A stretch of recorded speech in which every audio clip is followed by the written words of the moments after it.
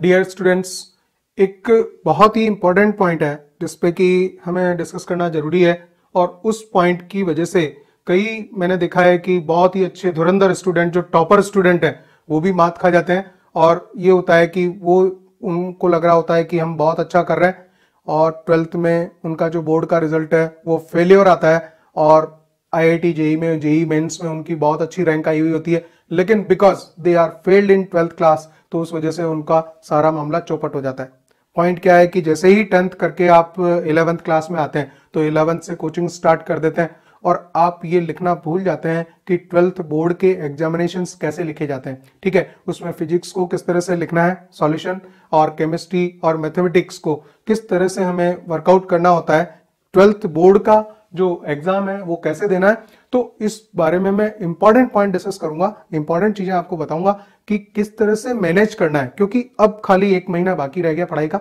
और इस पढ़ाई में हमें दोनों चीजें वापस बहुत सारी रिवाइज भी करनी होगी। और जो बहुत बिल्कुल कोचिंग ओरिएंटेड स्टूडेंट रहे हैं, यहाँ कोटा की बात कर रहा हूं मैं, कि बिल्कुल 10th के बाद यहीं आ गए, कई तो यहाँ 9th से आ जाते हैं, 9th भी यहीं पढ़ते हैं, 10th यहाँ पढ़ते हैं, 11th यहाँ पढ़ते हैं और 12th यहाँ पढ़ते हैं, तो खाली वो ऑब्जेक्टिव क्वेश्चंस को सॉल्व करना ही याद रहता है उनको। क्योंकि यहाँ पे ऐसी चीज सिखाई जाती है कि 60-70% तो आप अपने ब्रेन में रखो, कैलकुलेशन मिनिमम रखो, क्योंकि वो जो जेई मेंस का जो पार्ट आता है जहाँ स्पेस दी होती है सॉल्व करने की तो वो बहुत कम होती है। तो जब आप जगह ही कम होगी तो लिखोगे कहाँ से, इसलिए you do the 70% calculation in your mind and write only the 30% part and find out the solution। तो ABCD में से कोई सा भी निकाल दो, ठीक है ना। तो उसमें क्या होता है कि एक बात हैबिट की है कि ये हैबिट ही खत्म हो जाती है कि इसका हम सॉल्यूशन कैसे लिखेंगे। वो कोई भी सवाल सॉल्व कर देगा, एक टॉपर जो जेई का है वो सॉल्व कर देगा। बहुत सारे एग्जाम्पल्स मेरे पास में है, मैं जानता हूं उनको कि वो फेल हो गए अब, जबकि उसकी जेई मेंस की बहुत अच्छी रैंक आई है लेकिन 12th में फेल है।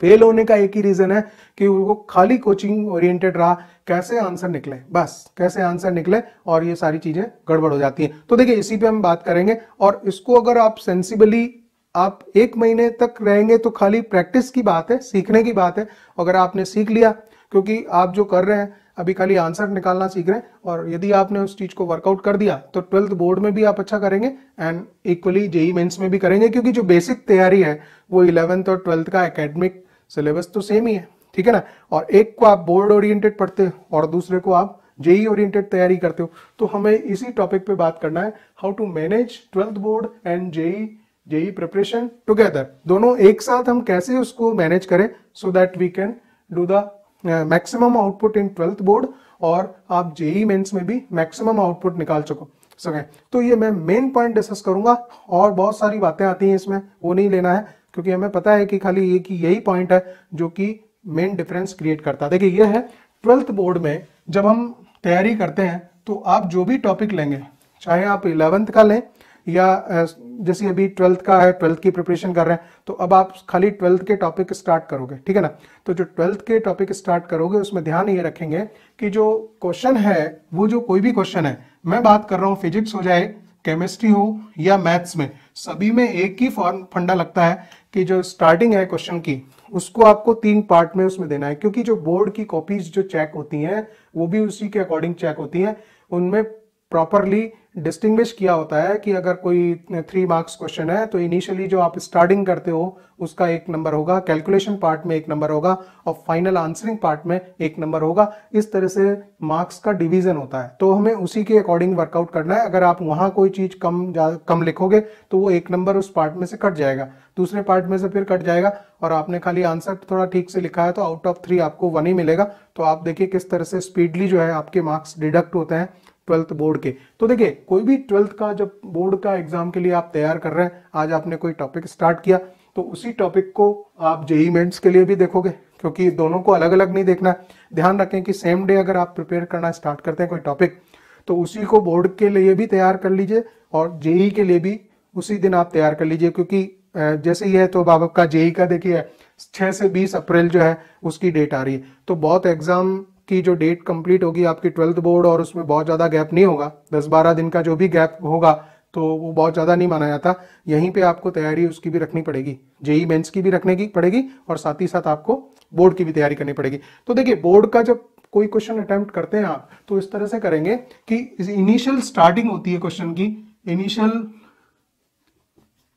इनिशियल स्टार्ट आप लिखेंगे। इसमें आप जो लिखते हैं पहला पार्ट इसका आता है किसी भी क्वेश्चन का, तो उसमें ये आता है कि जो आप लेट करते हैं, सपोज लिखते हैं, ठीक है, और जो गिवन होता है डाटा में, क्वेश्चन में जो भी दिया हुआ है उसको आप वहां लिखते हैं। तो ये तो हो गया first part of the question. ये आप पूरा लिखते हुए उसको क्वेश्चन को अटेम्प्ट कीजिए कि लेट, हमने कोई भी चीज ये लेट की है and we have to find out, we have to prove, और प्रूव करना है तो वो हो जाएगा। और जो भी चीज मैथ्स में तो ये है कि जो चीज निकालनी है वही आपको लेट करनी है, क्वेश्चन में से वो ढूंढ लो कि क्या फाइंड आउट करना है, उसी को आपने लेट किया तो वो यहाँ लिखा जाएगा। लेट सपोज एक ही बात है, और जो भी गिवन डाटा है, गिवन वाली चीज यहाँ लिख देंगे। फिर आप जो सेकंड पार्ट में आते हैं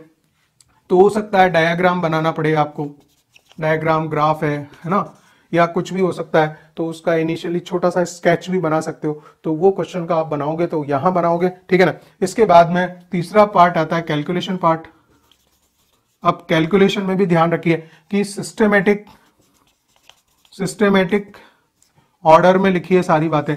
ऐसा नहीं कि मतलब आप जो जैसे जेई मेंस में सिखाया जाता है कि 2-3 स्टेप डायरेक्ट खा गए और वो लिख दिया। मैं आपको एक की पॉइंट बताता हूं। आप यूं समझिए कि जो एग्जामिनर कॉपी चेक कर रहा है वो एक गंवार आदमी है, वो नहीं जानता, वो ये नहीं जानता फिजिक्स क्या होती है, केमिस्ट्री क्या होती है, मैथ्स क्या होती है, वो आपके सब्जेक्ट को भी नहीं जानता।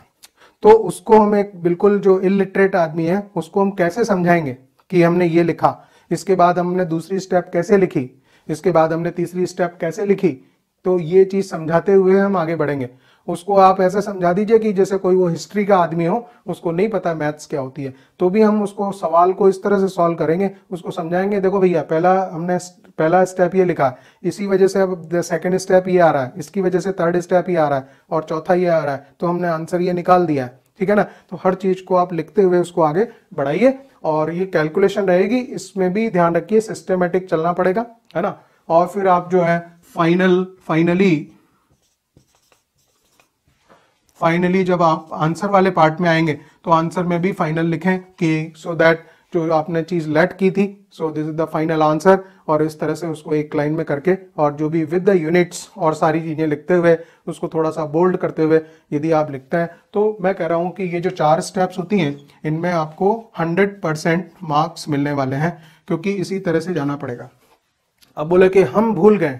कोटा में तो बच्चे बहुत सारे भूल ही जाते हैं, उनको पता ही नहीं रहता, क्योंकि वो 9th के बाद आ जाते हैं, 9th के बाद उनकी स्कूलिंग भी नहीं हुई, उनको पता ही नहीं है कि, क्योंकि स्कूल के टीचर जरूर इन चीजों को, जो सब्जेक्टिव ओरिएंटेड क्वेश्चंस होते हैं उनको उस तरह से सिखाते हैं कि इसको आपको ऐसे लिखना है, ऑर्डर में लिखना है। यहाँ पे तो कोई मतलब नहीं है, तो ABCD में से कोई भी राइट हो जाए, बस वही काम सीखते हैं, ठीक है ना, लिखना भूल जाते हैं वो। तो बात ध्यान रखिए कि ये हम कैसे सीखें, कि ये कैसे करेंगे, हर सवाल पे कैसे सीखेंगे, तो इसकी आपको प्रैक्टिस करनी पड़ेगी। Better I suggest RD Sharma जो बुक है, RD शर्मा में आप जो है सॉल्व्ड एग्जाम्पल उठा लीजिए,